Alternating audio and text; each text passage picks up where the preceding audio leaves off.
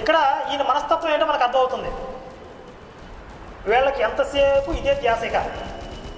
రోజుకి ఎంతమందిని మత మార్పిడి చేసాము, నెలకి ఎంతమంది మతం, ఈ సంవత్సరం ఎంతమందిని వల్ల వేసుకున్నాం, లేదా నువ్వు ఎంతమంది చేసావు, నేను 2000 అంతేనా, నేను ఈ సంవత్సరం 4000 రా, ఏ లెక్కల్లో ఉంటారు ఇక.